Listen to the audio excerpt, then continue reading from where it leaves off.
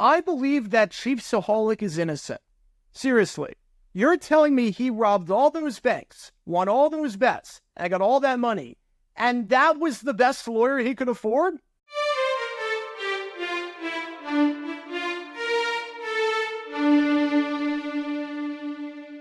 Welcome everybody to JG9 News, where we talk all things NFL all the time. I'm Jared Gary Knight, representing the 904 from the 602, and today we are talking about one of the most infamous fans in NFL history. ChiefsAholic pleaded guilty in federal court today on a bunch of different charges, 11 robberies or attempted robberies across 7 different states in the Midwest. If you don't know the ChiefsAholic's story, there's tons of stories and videos and articles on it, and there's even an ESPN Plus video on it. If you don't know the full ChiefsAholic's story, long story short, he robbed a ton of banks across the Midwest, would take that money and place these outrageously large bets on Chiefs-related things like the Chiefs to win, Patrick Mahomes to win MVP, Chiefs to win the Super Bowl. He would get a lot of money while doing that, and then he would continue to rob banks, holding people at gunpoint to rob the banks. And eventually he got arrested, he got out on bond, and then took off his ankle monitor, and 4 months later got arrested again. And this time it looks like ChiefsAholic's run is over. According to this report by KNBC, the 29-year-old originally pleaded not guilty last year to 19 charges, including armed robbery, bank theft, money laundering, and transporting stolen property, but now he has pleaded guilty in federal court. According to United States Attorney Teresa Moore, in a statement put out by her, she said, his violent crime spree across the Midwest and beyond traumatized bank employees and victimized financial institutions in 7 states. The defendant tried to conceal hundreds of thousands of dollars in stolen cash by using it to gamble online and at casinos, but the odds caught up with him. With today's conviction, he will be held accountable for the full scope of his criminal conduct, including his attempt to flee from justice. He is subject to 50 years in federal prison without parole, and it's not looking good for ChiefsAholic. Having said that, though, he's got a lawyer on the case, and this lawyer gives Lionel Hutz a run for his money, because after the ruling, the lawyer spoke with the press, and he used a ton of football analogies and metaphors, and it was a bizarre statement. You can see the statement on your screen right now. You can read it. I'm going to break down the football parts of it because it is truly something to behold, because this is a guy that clearly does not know football if this is what he came up with. So let's start with the first part about blitzing. Here's what he had to say about that. From the beginning of this case, folks, the government has been blitzing. All right, I will give you that. That is true. There were 6 different FBI branches involved in this case. Now in football, a blitz is when you send more guys than usual to get to the target, as in the quarterback. When you blitz in football, instead of sending 3 or 4 guys, you're sending 6. You might even be sending 7. You could be sending 5. Either way, it's more than the usual. I'm fairly confident that when someone gets arrested, having 6 different branches on the case in the FBI is more than usual. So you know what?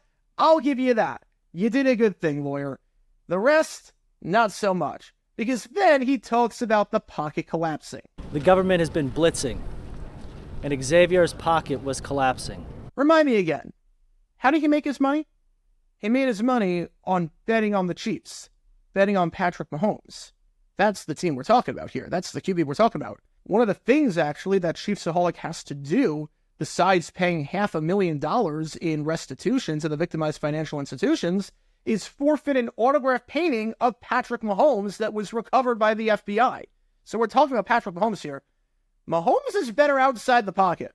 If that was the case about the pocket collapsing, ChiefsAholic wouldn't be guilty, because Patrick Mahomes is phenomenal outside the pocket. He might be better outside the pocket than inside the pocket.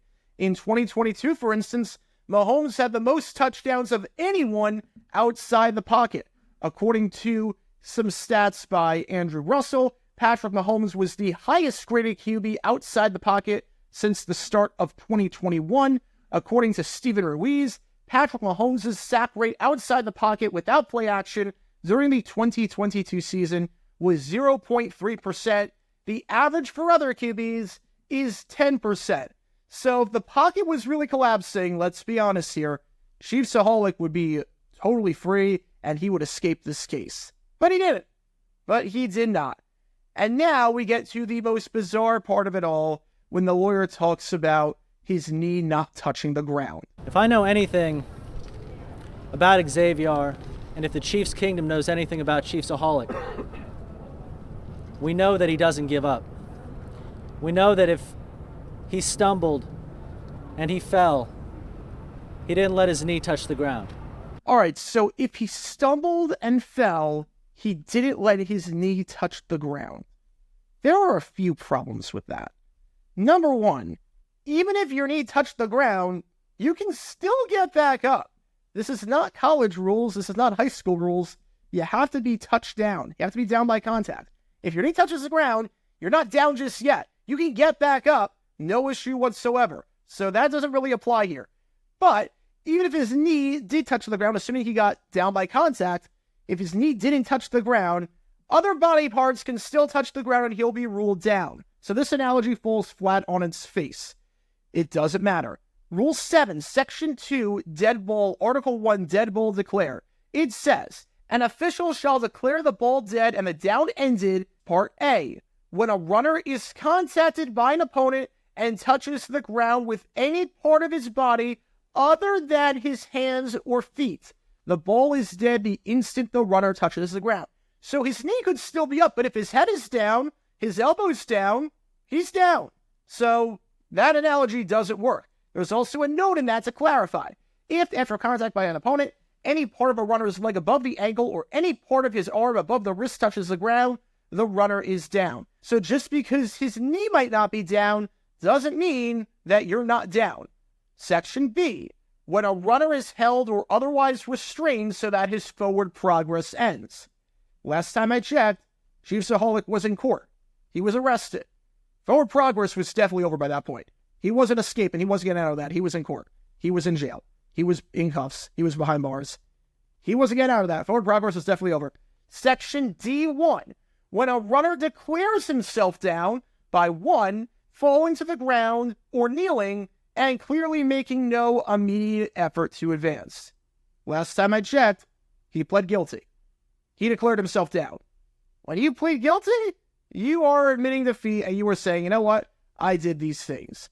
There was no immediate effort to advance. So just because his knee didn't touch the ground, he's still down by just about every other way possible, whether it's forward progress, whether it was he was held up, whether it was another body part that touched the ground. Either way, he was down.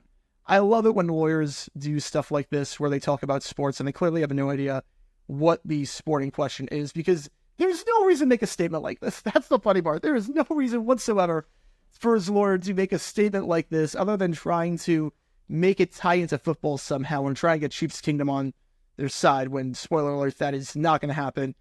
ChiefsAholic, any chance he had at going free, I think with this lawyer, he's completely and utterly screwed. He's going to be behind bars for a long, long time. He's not getting out for a while. And if the Chiefs win any more Super Bowls in the next 40 years or 50 years or however long he stays in jail, he's going to have to watch those behind bars if he gets to watch those at all. But what are your thoughts on the whole ChiefsAholic case? What are your thoughts on this lawyer? Do you think the analogies and the terminology he used made any sense? Do you think this lawyer is a good lawyer or not? Do you think this lawyer actually watches football? Let me know your thoughts in the comments down below. And that's going to do for this episode of GG9 News. Be sure you like and subscribe. It helps the channel out a lot. And be sure to check out my main channel, Jaguar9, where we talk all things NFL history all the time. Until next time, this is Jaguar9 signing off. And as always, go Jags.